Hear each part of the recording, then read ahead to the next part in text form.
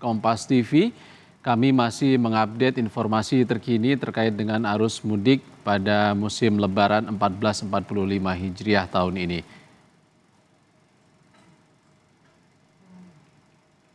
Saudara, sebanyak 13 kantong jenazah korban kecelakaan maut di tol Jakarta Cikampek kilometer 58 dibawa ke Rumah Sakit Umum Daerah Karawang, Jawa Barat untuk dilakukan identifikasi. Tim forensik akan memastikan betul identitas korban. Pasalnya, terdapat jenazah yang sudah tidak utuh kondisinya. Kecelakaan di tol Cikampek ini terjadi di jalur kontraflow. Insiden ini melibatkan 3 kendaraan, yaitu mobil Daihatsu Grand Max, Daihatsu Terios, dan sebuah bus.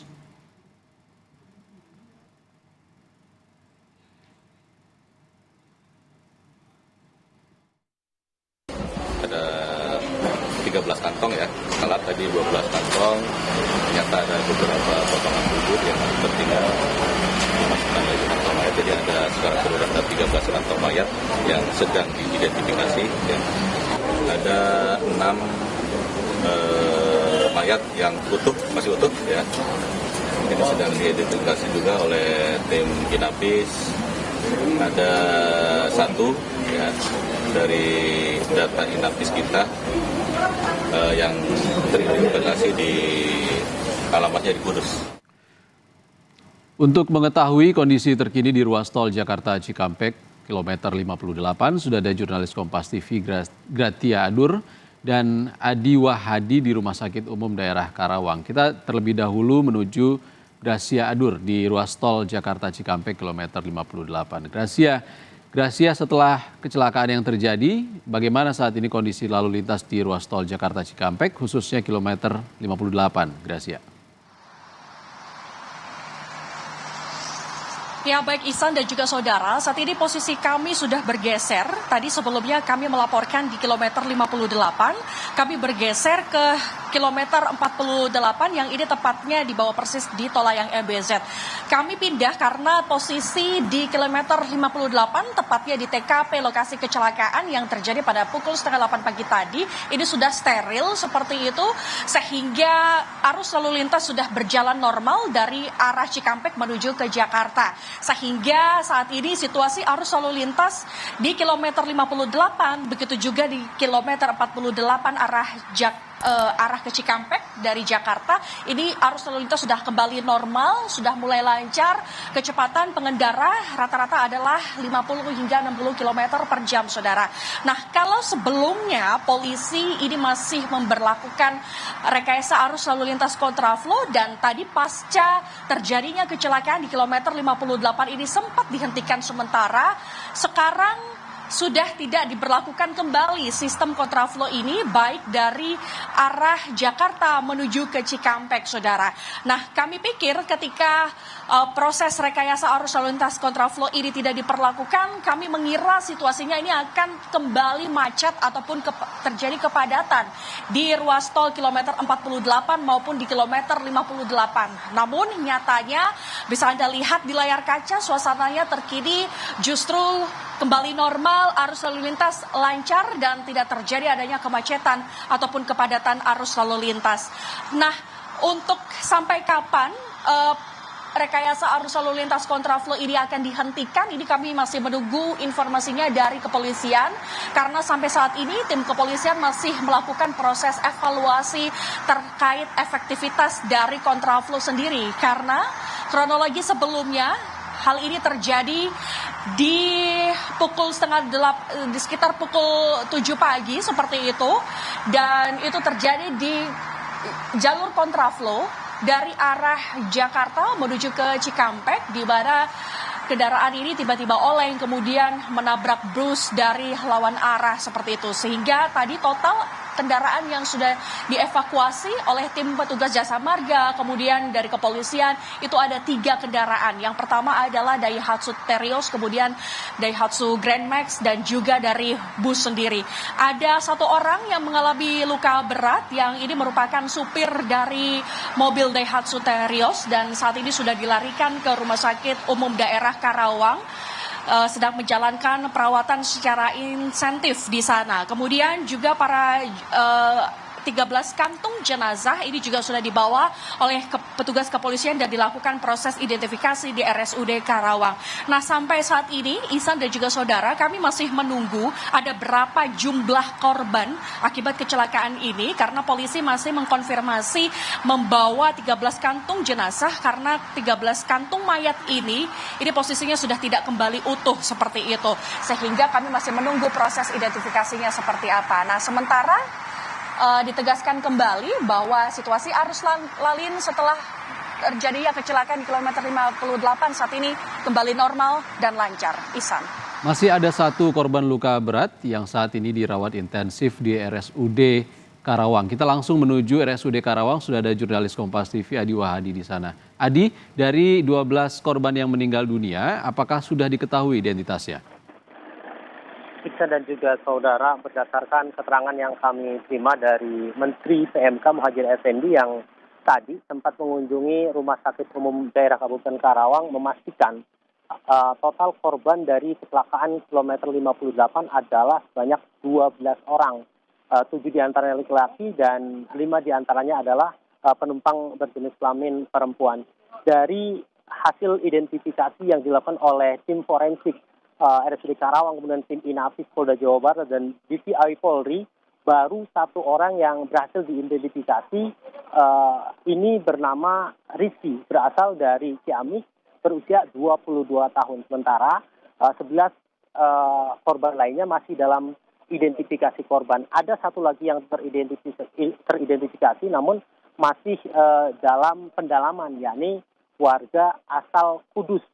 Dan itu masih didalami oleh pihak atau petugas forensik rumah sakit, polisi, dan petugas lainnya di dalam untuk kemudian mengungkap sejumlah korban atau identitas korban lainnya.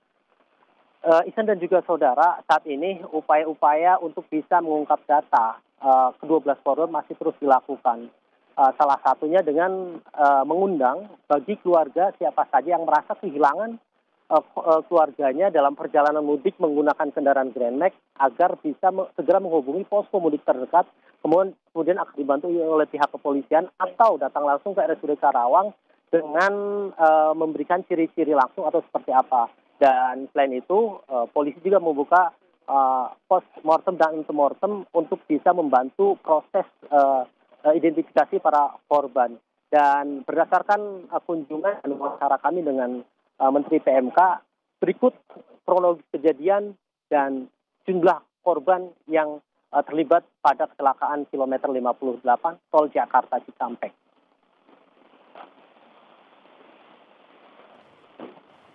Adi? Ihsan. Adi, dari kecelakaan yang terjadi pada pagi tadi, ada 1 korban luka berat yang saat ini masih dirawat di RSUD Karawang. Seperti apa kondisinya saat ini, Adi? Kedua korban yang merupakan korban luka dipastikan adalah penumpang bus dari Prima Jasa. Saat ini keduanya dibawa ke Rumah Sakit Rosela wilayah Karawang Barat.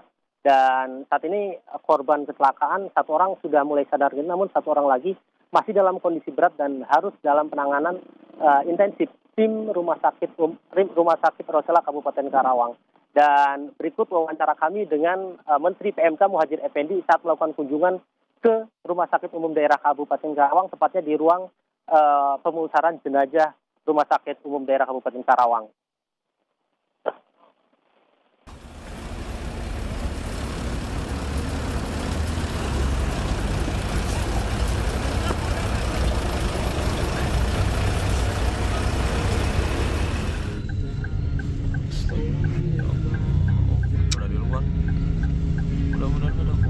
Oh, sudah aja panas, Ojun. Di sini nih. Ya, agak ya.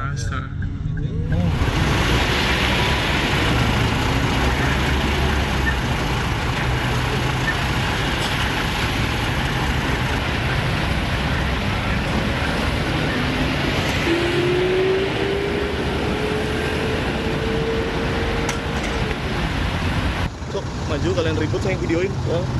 Kita yang viralkan. Kemudian mengenai korban, untuk korban yang luka ringan 1, yang luka berat juga 1, yang bisa dipastikan bahwa itu berasal dari bis, dari kondektur dan 1 penumpang. Kemudian untuk yang Grand Max itu juga sudah dipastikan jumlah penumpangnya 12 orang dan semuanya meninggal. Semuanya meninggal. Kemudian dari segi identitas, sementara yang bisa diketemukan ada 2. Yang pertama itu ada KTP dari Ciamis, jenis kelaminnya perempuan ya, jenis kelamin laki-laki. Kemudian yang kedua dari Inavis diketemukan dari berdasarkan identifikasi yang ada di badannya yang masih bisa dikenali, itu berasal dari Kudus. Iksan dan juga saudara, berdasarkan keterangan yang disampaikan oleh Menteri PMK Muhadjir Effendi bahwa seluruh korban kecelakaan yang meninggal dunia adalah penumpang dan sopir dari minibus Grand Max. Dan berdasarkan keterangan yang Menteri sampaikan bahwa kecelakaan berawal saat Grand Max ini berjalan dari arah Jakarta tujuan Cikampek menggunakan jalur kontraflow, tiba-tiba di kilometer 58 ini oleng. Dan kemudian dari arah berlawanan datang bus Prima Jasa hingga tabrakan tidak terhindarkan. Tidak lama kemudian ada satu lagi Terios yang juga ikut terlibat kebakaran dan langsung terbakar di lokasi. Dan akibat kecelakaan ini, lalu lintas sempat mengalami kepadatan cukup panjang dan hampir 3 jam hingga 4 jam proses evakuasi dilakukan. Dan saat ini arus lalu lintas di lokasi berjalan dengan normal. Ihsan. Tadi ada kunjungan dari Menko PMK, apakah sudah ada jaminan dari pemerintah terkait dengan santunan untuk keluarga yang ditinggalkan ataupun korban yang saat ini masih dirawat intensif di sana? Ya, berdasarkan wawancara kami dengan Direktur Utama PT Jasa Raharja, Rifan, bahwa pihaknya akan melakukan santunan kepada para korban, baik korban meninggal maupun korban yang saat ini masih luka sebesar 50 juta, dan pihak Jasa Raharja pun masih menunggu data atau data identifikasi dari korban atau dari kepolisian yang saat ini tengah berupaya melakukan identifikasi di ruang jenazah RSUD Karawang dibantu oleh tim DVI serta Inavis, dan baru hanya 2 orang yang teridentifikasi. 1 teridentifikasi alamatnya yakni berasal dari wilayah Kudus dan 1 lagi berasal dari wilayah Ciamis, Jawa Barat. Dan semua itu kami semua di sini masih menunggu data pasti terkait nama-nama korban untuk kemudian kami sampaikan kembali update-nya untuk Anda, pemirsa saudara. Ihsan.